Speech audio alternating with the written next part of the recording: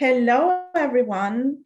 Welcome, herzlich willkommen to the kickoff of our new design talk series, Create, Connect, and Amplify. My name is Katrin Engler. I'm the program curator at the Goethe-Institut, Washington, and I'm thrilled to welcome Dian Holton, who will be moderating these sessions, and our first guest in the series, Ambika Prakash from 82 Degrees. Thank you, Christine, for the warm introduction, and welcome everyone who has joined us. I've always been known as a connector, and recently a friend confirmed that it was my superpower, someone who in earnest helps formulate a relationship between people, brands, or disciplines. It is important to me that people tap into energy that exists between one another so that the individuals may feel seen, heard, and valued. It's equally as important that I or we share knowledge with others we come across to help them in their journeys, both short and long. Communication is merely an exchange of information, but connection is an exchange of our humanity. When mission-based Goethe-Institut, Washington reached out to discuss a curated series, I inherently proposed one that exemplified those values in the areas of mutual alignment: art, design, diversity, inclusion, and social impact. Over the next couple of months, I'll be amplifying creative space here in DC, as well as those in Germany. That said, I'm proud to introduce the first guest, Ambika Prakash, founder of 82 Degrees. A former academic, she is an advocate of social responsibility through her design, practice, and pedagogy. Her design methods are shaped by her multicultural experiences, connections, and influences. This wife and mother of two enjoys participating in her community by volunteering her design skills to help local organizations. Please give a virtual clap to Ambika Prakash.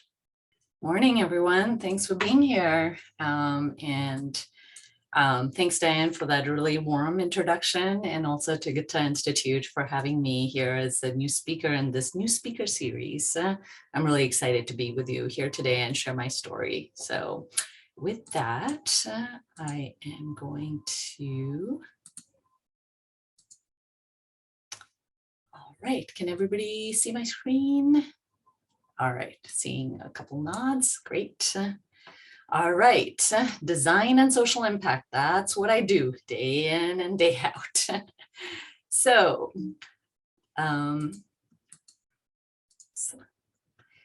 what if your academic training is in conflict with what you believe?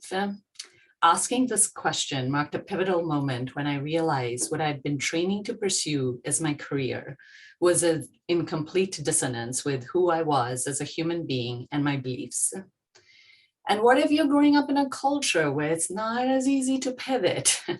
I grew up in New Delhi, and in 10th grade, I had to choose from 3 different tracks: commerce, science, and humanities. Commerce and science were not for me. If anything I was good at remotely was art.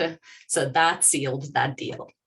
This led me to pursue my bachelor's degree in commercial art from the College of Art in New Delhi, very similar to advertising design. In advertising design, I learned the power of the emotional appeal, where I learned to craft ads manipulating consumers' conscious and subconscious desires, beliefs, fears, and insecurities, influencing their thinking and behavior, and finally persuading them to buy and buy and buy more. My future was about crafting ads, feeding the global culture of wasteful consumerism, adding to the cradle to grave life cycle without really considering the impact on the human and environmental impact.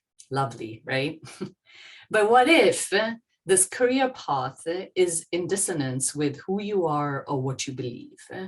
While my friends and peers were advancing or progressing in their advertising careers, I was fortunate, grateful, I don't know what you want to call it, to go back and back again and again to school. Well, truth be told, it didn't feel like that in the moment. I really felt like I was regressing in my career than I was progressing. So in my quest to find what to truly do with my skills, I began the search. I may not have realized that at the time, but in hindsight, I think that's what was happening. From New Delhi, I landed in France, fortunate to be awarded a scholarship by the Embassy of France. I had a short stint studying visual communication at the L'École des Beaux-Arts in Saint-Étienne.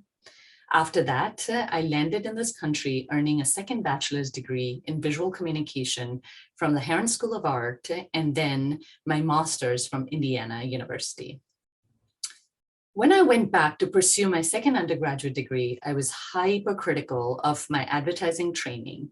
I was young and cynical. I made an entire body of work focused on anti-consumerism. I don't often show this work, but I somehow found the slide of work I did back in the day. This work focused on anti-consumerism, greenwashing, bashing big brands. I was discontent and hungry for change. I felt like I really wasn't getting anywhere. It was around the end of my undergraduate time at Herron School of Art that I was introduced to the First Things First manifesto by one of my professors. This gave me a sense of purpose, a grounding, perhaps a North Star that I had been seeking. This manifesto was written by Ken Garland, a British graphic designer, photographer, writer, and educator in 1964.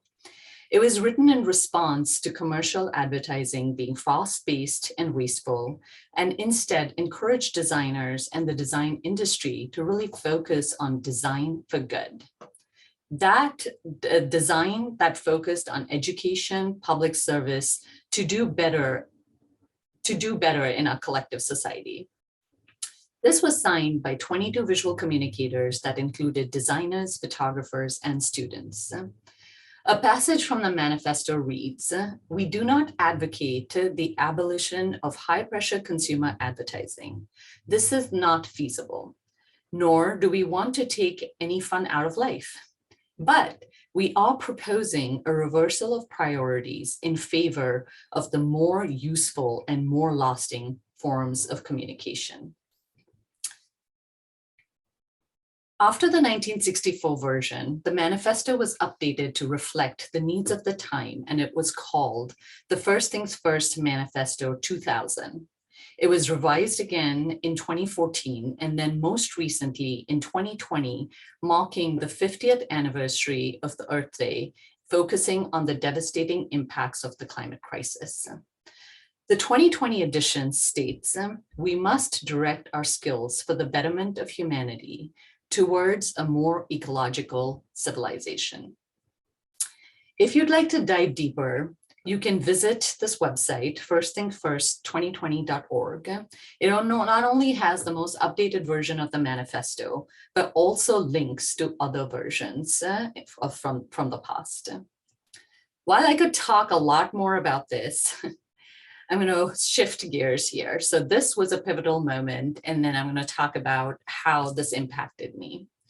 Learning about this manifesto prompted me to reflect and find my voice as a citizen designer, moving from critical to aspirational. At first, I did this work while teaching undergraduate students, and I did this for 4 years. I encouraged them to question their role as a designer and the impact of their work in a larger context. In 2010, I started 82 Degrees, shifting from pedagogy to practice. First of all, I wanted to make sure I wasn't leading my students astray, because that would be really, really bad. And that this work in career path was truly possible. I connected my training, skills, talents, and creativity to amplify the issues and causes that I believe in. I founded 82 Degrees on the following values: respect, collaboration, authenticity, excellence, and love. And with that, I can share a little bit of our studio's work.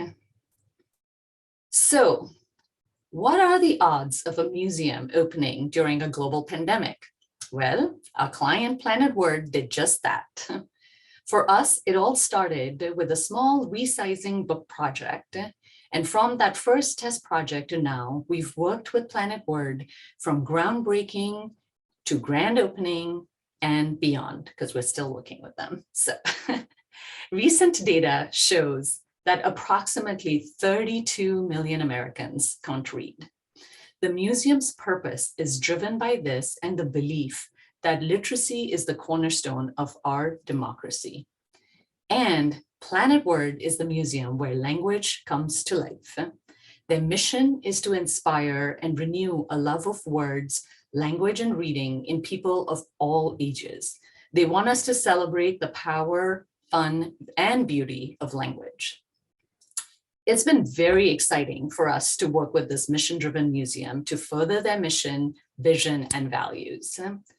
It is a truly unique and immersive experience. This looks like a beautiful library, but wait, there is way more. I am not going to spoil it for you, but there are a lot of unexpected hidden gems in this exhibit. And we can put a link in the chat if you'd like to learn more or get a free pass. Given the types of clients we work with, we have some pretty strict parameters that we have to work within. The same goes for Planet Word. While we have to follow this robust brand guide that we've written for them, we also have a lot of creative latitude to bring to the table. And that has come over time. Building a connection, a relationship with the client, understanding really their mission and values, and then translating them into various media. From environmental graphics, entryway signage, COVID signage on the left, to these fun lockers we designed using the International Phonetic Alphabet. Digital stories through their website and social media graphics, and much more. Merchandise, we've designed a lot of fun products for the museum. Journals, paper watches, didn't know there was a thing called paper watches, but they're pretty cool. Tote bags, t-shirts, note cards, and some umbrellas are in the works, and there may be other stuff, but I can't tell you. You can find these merch items and more at the museum gift shop, which is called Present Perfect. We've also designed a range of print collateral, like annual reports and brochures, visitor maps, to name a few. But this is a very special piece that we produce every year for the museum. It is a print mailer that is part of the museum's year-end solicitation. We get to design a new calendar every year. One, it is a utilitarian piece, and so we're not just creating more waste. People can actually use this. And then it is also a year-long reminder of Planet Word. So the one that's on the right is the most recent one for 2022. Most recently, we worked on an advertising campaign to promote the museum. As you can imagine, the pandemic has been hard on many, but also for institutions like museums to really encourage people to come and visit. From concept to execution, we were responsible for copywriting, model costing, wardrobe, makeup, photography, and of course, hours and hours and hours of design time. Here you see a little bit of the behind the scenes, a sliver from our process. From concept boards, we went to mock-ups that are not shown here, to photography, post-production, and retouching, to the final ad. Since the museum is fairly new and offers such a unique experience, our headlines took shape in the form of portmanteaus, combining two words to make a new one, supported by the tagline, "New ideas need new words." These portmanteaus allude to the diverse exhibit experience a visitor may have when they visit. These ads were rolled out in bus shelters across DC, ensuring that the ads were accessible to a diverse audience here in Washington, DC. The main goal was to encourage the viewer to reserve their pass and visit this new and free museum. All right, so as you heard, I grew up in India, a country rich in history and culture, music and food, and much more. But it also has a lot of poverty and hunger. Needless to say, when I came to this country, referred by many as the most powerful, developed country in the world, I was shocked to learn about the inequities that plague the superpower. Admittedly, I was naive and had limited understanding and exposure to these aspects until I immigrated here and took off my rose-colored glasses to learn more. While I could spend a lot of time and energy being jaded and cynical, my present-day self would tell my 20-year-old self to become a part of the solution rather than just bitch and complain. So while working with our client, the Capital Area Food Bank, we learned that 1 out of 10 residents in the metropolitan Washington region is food insecure, and 1/3 of them are children. This issue, of course, has been exacerbated by the pandemic locally and globally. For this client, we designed and produced a digital product called the Hunger Report, visualizing key data points in the form of charts, graphs, and infographics, combined with real human stories to raise awareness on the issue of food insecurity, further escalated by the pandemic. This infographic here compares across various factors those who were food insecure pre-pandemic against those who are newly food insecure since the pandemic started, and the data is astounding. Here are some COVID infographics that reported on the shifting landscape through a phased approach for the organization, where they started with respond and are continuing to rebuild. As you can imagine, an organization like the Capital Area Food Bank, like many other nonprofits, rely on people, volunteers, and donors. We've been working with them to visualize their mission and values by transforming their warehouse spaces and bringing their mission and values to life. Here are some before and after pictures. As you enter the volunteer entrance, and after you register, you enter this space. This is the volunteer space, the volunteer break room. On the left, where you see the green wall, are lockers and restrooms where you can store your belongings while you're volunteering. And then on the right is the area for you to do your paperwork or take a break if you need to during your volunteer time. We transformed the space by taking that left wall, the green wall, and showcasing some interconnected stories. Here you have some quotes from people that shared their stories, from a farmer to volunteer to donors, who talk about how they are connected to the Capital Area Food Bank. The old tagline, which you see over here, "Together we can solve hunger," was replaced by this illustrated wall that walks a viewer through how food moves from source to table and its impact beyond that. This illustration went through many, many iterations because we had to be very sensitive about what we were showing, how we were showing it, and ensure that it also carried some level of simplicity so that a viewer that's going to be there for a short amount of time or is in the space that can really sort of read these panels that mark key points in that process. Here is the conveyor belt room where volunteers help pack boxes. The scale of this room is enormous. As you can tell from the photo, the scale of the human and the ceiling, lot of space. One corner here, what I'm showing are 2 corners of the room, so the 4 walls, but 2 opposing corners. One corner highlights the organization's key values, featuring a human element through photography and short statements.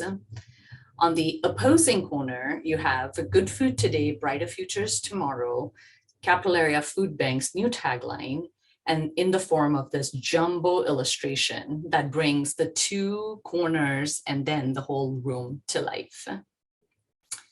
Lastly is the dry rack storage space. This is where they store a lot of the dry goods. We designed these poster pairs that flanked the ends of the racks with the organization's key focus areas.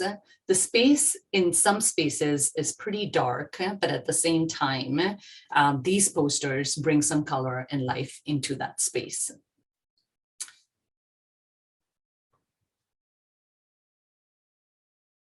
If you're moved by Capital Area Food Bank's mission and work and want to contribute to this organization as an individual, group, or with your company, you can sign up and sign up to volunteer or donate.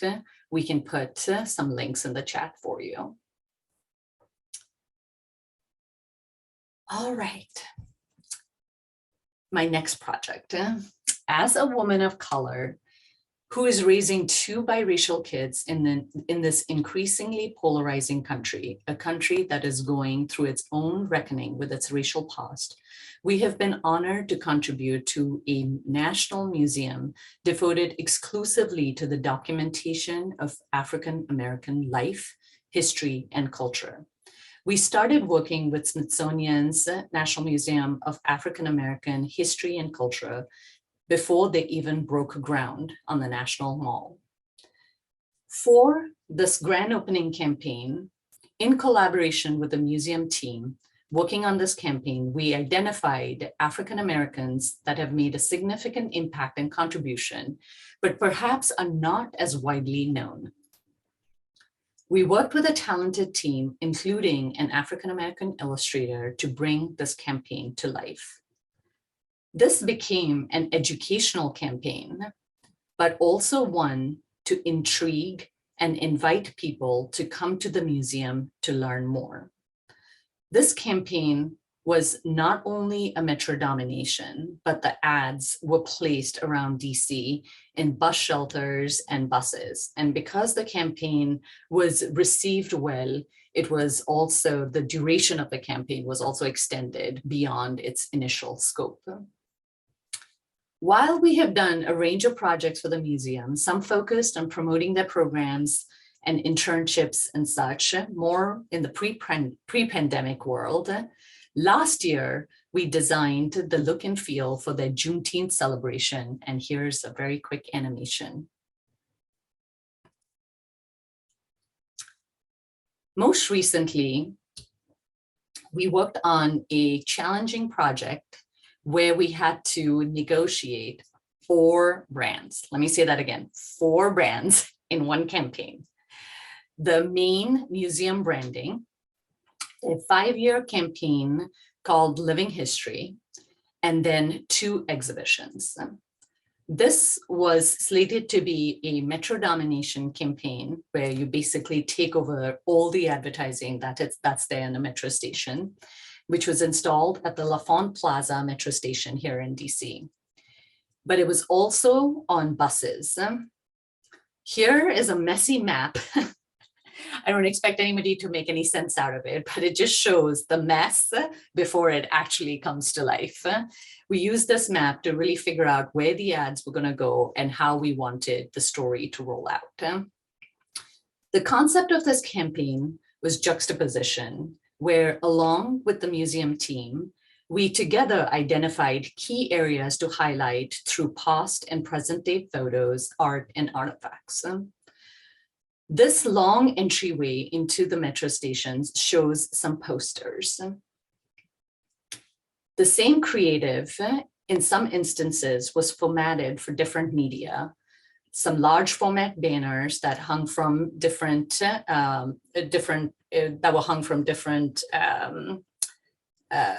structures in the metro station, to bus wraps, to backlit diorama, and then also digital animation. With that, I'm going to close with a quick little animation we did for a large jumbotron for this campaign. And there's no audio, so just a quick animation.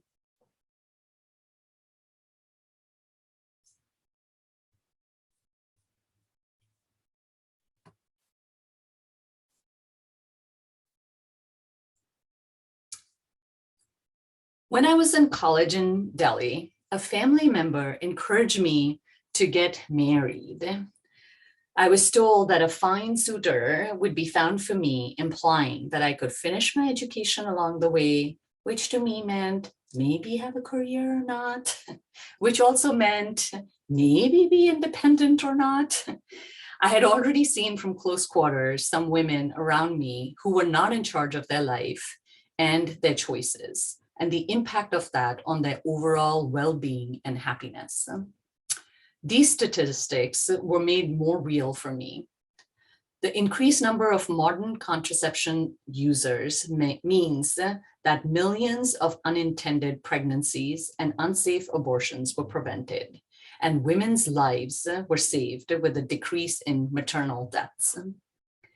As a woman who believes that women should have autonomy in their own life and over their own body, we've been fortunate to work with Family Planning 2020 on their signature report, the progress report, for over 3 years, and work with them as they transitioned from FP 2020 to FP 2030. We also helped design a digital version of this print report, very, very heavy in content, very dense, but the idea being that not everybody will have access to a printed copy, so all the information is available online.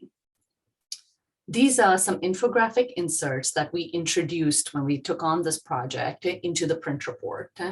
These also doubled up as tear-out posters to raise awareness as they showcase some key data and the progress the partnership is making on this issue globally. Our next project started with this client with robust user research, sitemaps, and wireframes before diving into the UI, UX, and design for the new FP 2030 website. We were responsible for implementing their new brand and brand language. FP 2030's agenda is to help increase access to rights-based voluntary family planning, regardless of who they are and where they live. This digital product is also accompanied by a PDF data report, which is rich in charts, graphs, tables, and maps. So what you see here is the digital version going from left to right, a long page that gives access to basically the entry points to the report, but also gives a lot of information on the homepage. So when we're designing, often we're thinking about how to design for skimmers and swimmers. There are some people who are, we live in this world of skimming, which I'm not sure is good or bad. I'm not going to go there. But as we think about communication design, we're always thinking about time and how people are absorbing information. So this allows people to get some high level information from the homepage. And then it also gives you entry points into more detailed information, and you can navigate through other sections of this digital report. And here are some screens for the print report. This print report was also, because it's focused on data, it is rich in charts, graphs, tables, and maps. And the idea here is that they may print it, may or may not print it, but it will be available as a digital PDF on their website. This was also produced in multiple languages, in English, French, and Spanish, which is also an interesting challenge when we're designing, because different languages take different amount of space on the page. And while we have one foundational design document, we do have to make adjustments as we accommodate for different languages.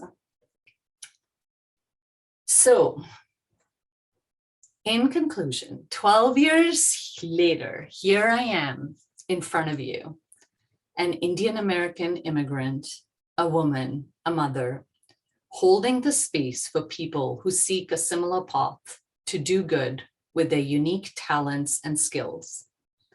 82 Degrees has become an avenue for me to work with cause-driven clients.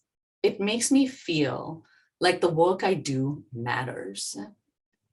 82 Degrees has become this avenue where I feel like I am touching lives and touching causes. As you can see, I have a personal connection with many causes and clients that we work with. Honestly, I realized that that is the beauty of being human. We all have our unique stories, It is how we weave and connect them between different aspects of our life. For me, it's very personal.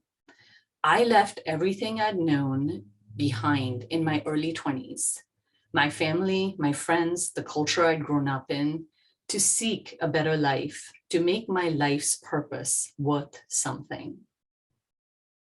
And hopefully to leave a small legacy at the bare minimum, impact a few people and causes during my short life on this planet. I really thank you for being here. I'd like to thank my family and friends that have believed in me along the way. A quick shout out to my life and business partner, Mike, for sharing this journey with me. I know it's not easy. I know I'm not easy. My 82 Degrees team, countless collaborators and clients, thank you for working with me to make this vision a reality.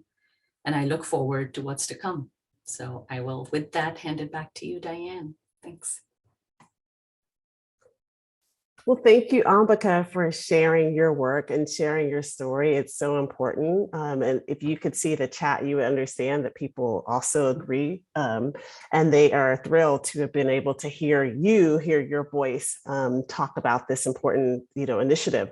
So everyone, if you could give her a virtual clap so she can know that you were here and that you are very much appreciative, just very much like I am. Okay. We do have some questions, Ambika. I know that we are going to do our best to stay on time.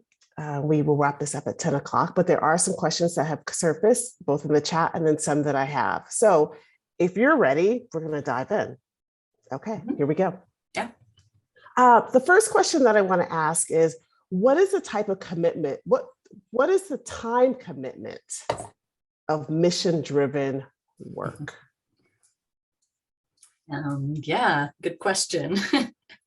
I've been thinking a lot about that, especially as, I've been growing my team, because for me, to be honest, I have not had the luxury to work 30 or 40 hours a week, but that is my personal story. I know that there's a lot of research and data out there about how we should all work less, and instead of having work-life balance, we should have life-work balance. And I understand that. But I think for me, like I said, it's very personal. And also, to be honest, I don't know very many people, maybe it's the company I keep, people who have started something that have been able to work under 40 hours a week. So I don't know what it takes. I can't tell you how many hours I work because it's a lot and it fluctuates. But I can share a couple, stories because I think it's about the grit and commitment that I think maybe speaks to. One of the stories that's coming to mind is that when we were working on the Namak's grand opening campaign, we were actually scheduled to go on a family vacation. And it was scheduled, tickets were bought, family was going, we were committed. And I couldn't just be like, oh, we've got this big project, so sorry, we're not going to come. So we went, and my son, I believe, was maybe a year old at the time. And what ended up happening is that I stayed at the hotel room, and this was my family. The trip was with my family. What ended up happening is I ended up staying in the hotel room working because it was a very aggressive campaign and, of course, a very meaningful cause. And then my husband and son went and hung out with my family. So those are some sacrifices you make along the way just to do the work that you've started. So that's one story. And then another thing I'd share, because maybe there are some other mothers in the room, I almost tanked the studio when I had my son. One, I had a very tough delivery. I had a very long recovery, and being first-time parents, we really honestly thought we could do do it all. We could, run the studio, raise this kid at home, do it all.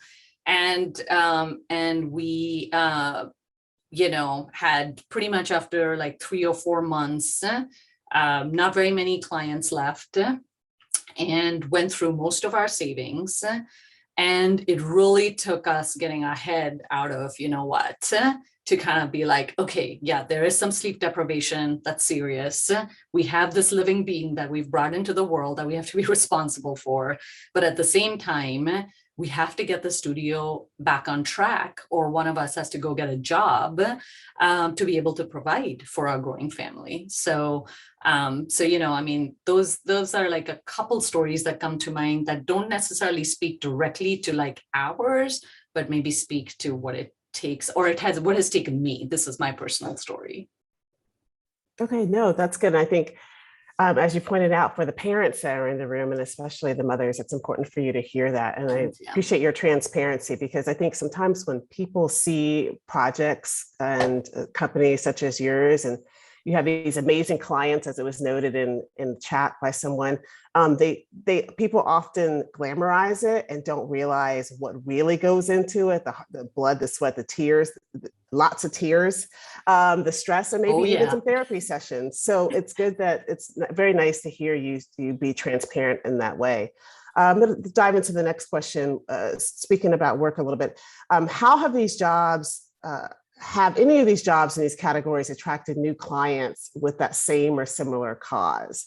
Because you did, you showcased several, and they were all different, but did you have any that where you worked with similar clients, similar category clients? Or can you talk a little bit about that? Yeah, I mean, I think it's taken some time. I think I will say that besides our social channels, we have never done any marketing.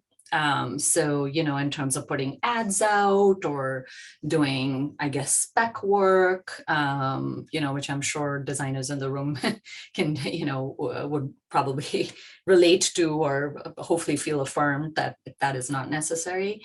But to go back to your question, I think it's taken time. It's taken time to build a body of work to see that there are, repeated themes. Like on our website and for us internally, we have these sort of buckets of causes and issues that we want to work on, but I think that, it takes time because we don't do any aggressive marketing, it takes time for people to find us, and it has been a lot of word of mouth.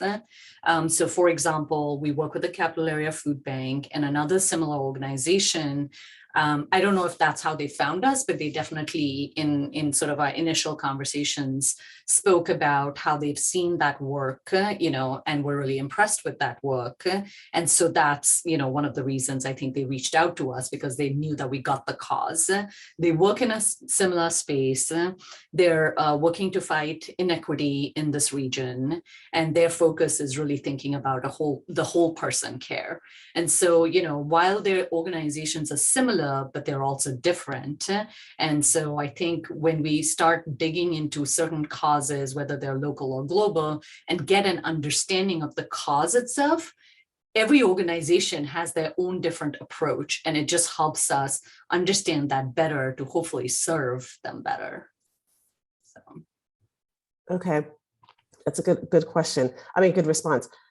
Since you mentioned the Capital Area Food Bank, there was a question actually that related to that, and that was, you did a mural, a huge mural inside, and one of the questions is, what was the purpose of the footprints in front of that mural? Good question. So that has been there from the beginning. If you see the before pictures, they were there initially in front of that old tagline wall. I believe the idea there was to have people stand there to be able to take a photo against, once they've finished volunteering, and especially if you have large groups, that you could all stand in front of the mural and take a photo. So I think that is part of that that sort of idea for the food bank. Okay, Good. I almost answered that in the chat and thought that it might be the case, but of course, Yeah, not knowing, not having worked on the project, sure. wasn't sure and didn't want to assume. So is there any length of tenure that clients stay with you or should stay with you? I don't know if there's a right answer. I will say that I know that there have been consultants we've worked with, over the years, off and on. And I remember one of them saying, well, you shouldn't work with a client, or a client should not work with you for more than 3 years, because, things start looking stale and you get too comfortable in the relationship, and it's better for everybody. You can't charge more because, they expect you to keep doing things for cheaper and cheaper anyway. So I, of course, have not followed that advice, as you can see, and I can speak to that. It takes time to understand, not like it takes years to understand the cause of the mission, because we're doing work every day and we're, turning around deliverables.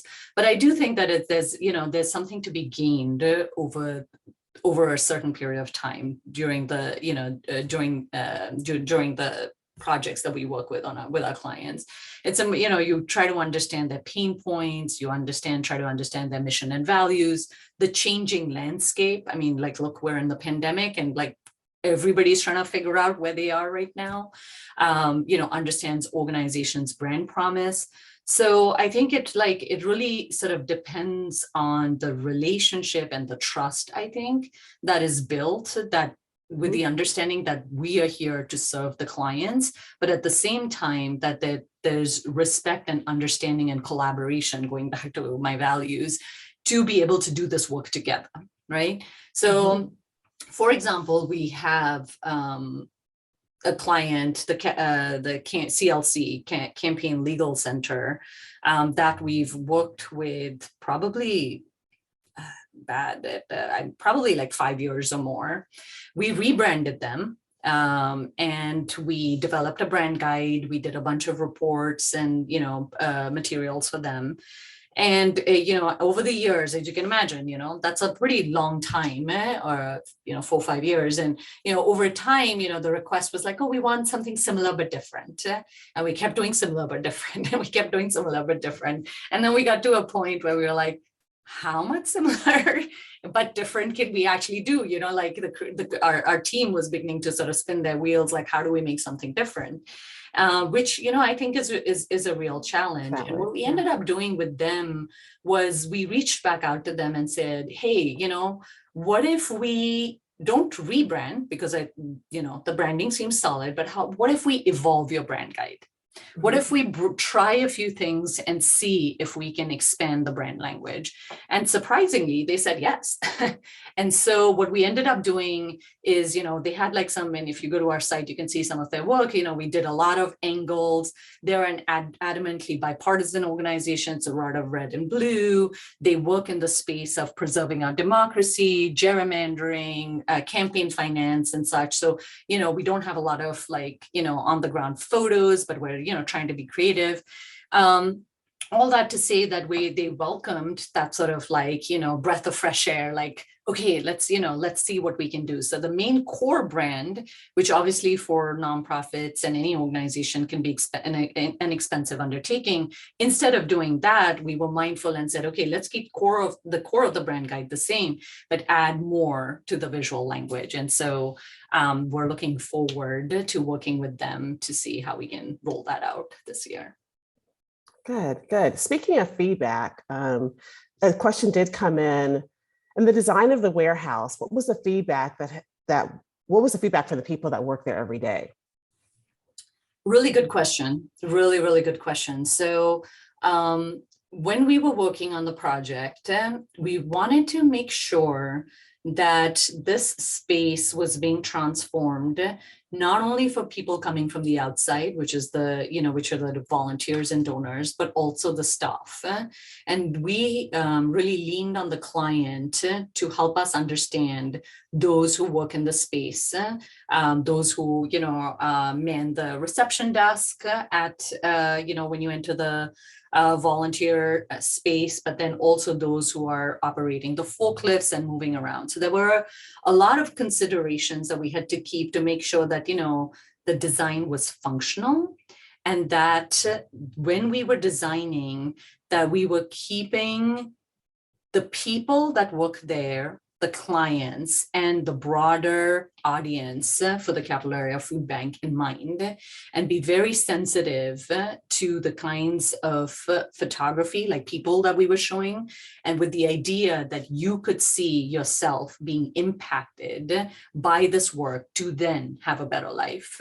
So I don't know if I have, any quotes. I can't think of any quotes, but I do know while we were working on the project and we would go in and look at proofs or put something up, we were really pleasantly surprised that people were very welcoming. The staff were very welcoming. I'm like, oh, what are you doing? Oh, you're going to do that. Oh, that's really cool. Oh, so people were engaged and interested. And I do remember our clients saying that, people have received this well.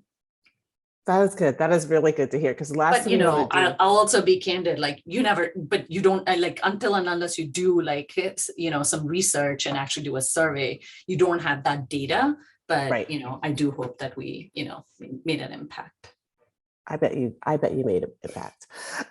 Okay, another question is, how do you evaluate if you are the best designer for social change work? And do you ever pass on projects? To ensure social change is initiated by the most fitting studios or designers or perspective? So how do you know if you're the best, if your agency is the best for this project or for this social impact work? Well, I can't say we're the best. I mean, of course, in some ways, part of me wants to say we are but no, listen, there are a lot of very talented people out there in the world. And I have been very fortunate to work with many creative people, many strategic thinkers. And, honestly, I don't know. I don't know if we're the best when it comes to a particular client or project. What I do know is that because we're grounded in some core values, and there are certain types of buckets of causes that we're interested in working in, or not only interested in working in and having an impact, that guides the work and the kinds of clients we work with. I will say that there have been clients that have reached out to us that have not been in alignment, and we have either referred them to others or said thank you but no thank you.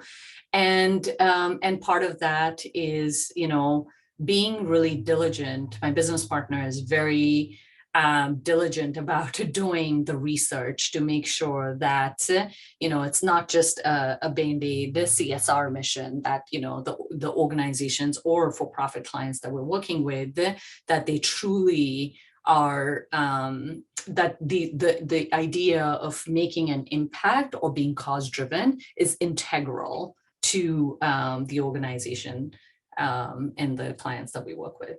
Does that answer your question? I'm not sure. I think it does. And personally, just so the audience knows, I've referred to kind of trip her up. No, I'm just kidding. But I have actually referred prospective clients to Ambika Studio, and she has flat out said, no, they just, as great as they just aren't mission aligned. And I appreciate that you're steadfast in your mission and your values, because if not, you can go a totally different direction, right? And you could be this organization or this agency that does everything, but you're not happy with majority of the work that you're producing. You're just cashing a check. So I can tell you, I have pitched her. Sorry. No. Yeah, I mean, I think, sometimes they tend to be big names and big money, but, that's not what I'm in for. Yeah, I mean, I could cash out. And, that actually reminds me that I've had multiple family members say, why don't you, like, if you do this good work, just go out, do some corporate work, earn some big bucks and just be done. And I'm just like, no, dude, that is not what I'm here for. And I just can't, like, I don't see that. I, for me, cannot see myself doing that. So I haven't. So. Correct. Okay. Nope. Makes sense. As a matter of fact, there was a question in regards to that. This person says Amrika was very open about the challenges she had in her previous design career, but they're curious to know what challenges may exist in working with these institutional clients today. Mm-hmm. Patience, good listening, empathy. Those are some qualities I think that like come top of mind. In our studio, I always talk about the importance of we versus I. Mm-hmm. And part of that is because we are working together to solve these problems. And, you know, when I was younger, you know, obviously I thought I was the shit, everybody does. And as you get older, at least for me, I've been a lot more vulnerable and realized as I get older, I have so much more to learn. Mm-hmm. So I think that working with cause-driven clients is very rewarding and can also be very challenging, because you're working with, and I talked about this, you know, you're working with tight budgets. Sometimes, you know, you're already behind time, you know, that we needed to do things and, you know, you need them yesterday, but we're starting like, you know, tomorrow. And it requires a certain amount of grit, and we try very hard, and the project managers on our team try very hard to manage that, you know, because we're, you know, as a small studio, we have to make sure that everybody has enough work, but at the same time, you know, there's not a sense of overwhelm and chaos all the time. So, you know, it's a constant juggle, but, you know, I think when I go back to sort of that North Star of like, why am I doing this? For me, I can't speak for my team, but I feel for me, it sort of all falls into place. Like, yes, it's going to be frustrating. No job is perfect. No client is perfect. But what we're doing is shifting the needle. One project, one client, one cause at a time.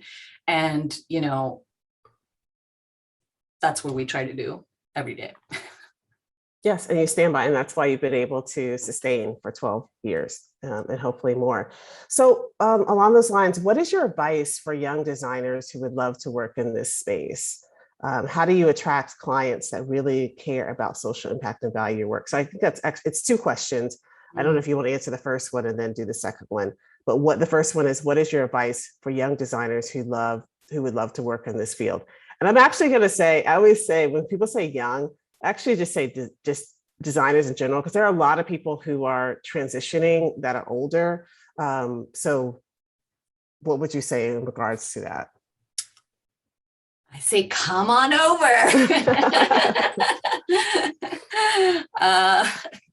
I mean, what do I say? I mean, you know, again, I go back to like, this is my personal story. I think that like any job, this is not easy by any means, but I think it's rewarding.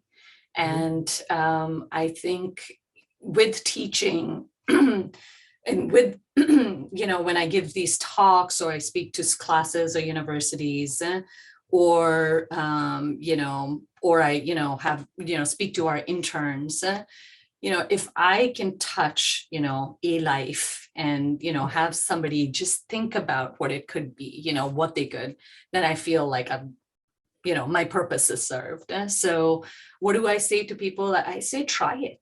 You know, I used to say that to my students when I taught, you know, whether it was leaving their hometown or whether it was traveling or whether, you know, it's this idea of growing out of your comfort zone. Is it going to be easy? Hell no. But, you know, could it be rewarding? You know, I hope so. And so I think I was fortunate, to get that scholarship when I got it, because I definitely did not have the means, and my family did not have the means to send me abroad when I first started. And it was that, that sort of stepping stone to like travel somewhere, leave everything that I'd known, that like really pushed me. I was a lot more laid back and like chill when I was, in India, and then like things changed. And so, to go back to, what should people do? I say try it. Nothing is forever. You can try it, and if it doesn't work, you can always go back to the way things were. Okay, good question. I'm not going to have you answer the second question just yet. I want to be cognizant of time, but if somebody does want to join your team per se, does 82 Degrees have opportunities, full-time internships, fellowships, so on and so forth? Yeah, we do definitely do internships a couple times a year. It just depends on what's happening in the studio and what our capacity is. We're really interested in supporting designers, emerging designers, or like you said, those who are, thinking about career change, to come work with us. So I would say that when we have those opportunities, we try to post them on our social. You can also check our about page if there are any upcoming opportunities. We'll probably be posting for summer internship. We're probably behind in doing that, but that's just how it is. But I would say that, if you're interested, and also we often work with freelancers and collaborators. So, whether you're a writer or photographer or designer or illustrator, I think, we're always looking for great people to collaborate and work with, because, sometimes we do have to expand our team. So I would say you can check out our website. You can follow us on social. You can send me an email. You can connect with me on LinkedIn. So all those to sort of stay in touch to know what opportunities are coming up. Speaking of opportunities, I like to do manifestations, and always ask the question, is there an organization or individual that you would like to work with? And if so, who would it be? Or even a category? Oh man. You don't have to say, you can just think about it for the future. Should we see you again? It's totally fine. Yeah, no, I mean, there are lots of organizations that are going in my head. But there are big organizations and others that are not known, but the one that's coming to mind is Amnesty International and ACLU. I think those are coming top of mind for right this moment, but I could probably list like 10. Yeah. All right. Okay. Well, on that note, again, we want to thank everyone for coming to the first inaugural talk, same word, talk for Create, Connect, and Amplify. Thank you, Ambika, for being our guest. Thank you to the Goethe-Institut, Catherine in particular, and Lena for inviting me to curate this series. There will be another talk in a couple of weeks, actually, towards the end of this month, where we'll be talking about disability, design and disability. I'm going to turn it back over to Catherine for closing. So. Yes, thanks so much, everyone. We really enjoyed. You were all here, all the amazing questions you had for Diane and Ambika. Thank you, Ambika, for participating. Thank you, Diane, for moderating. Thank you, Manuel, for being the mastermind behind the scenes. We hope to see you soon. We will have our second talk. It's a monthly series. We will have, this time it's twice a month because we had to postpone due to the pandemic. We will have our second talk on February 25th at 9 a.m. It's a Friday again, 9 a.m. again, and we hope to see you there. It's going to be super interesting about design and disability inclusion. So hope to see you soon, and we wish you all a very nice day.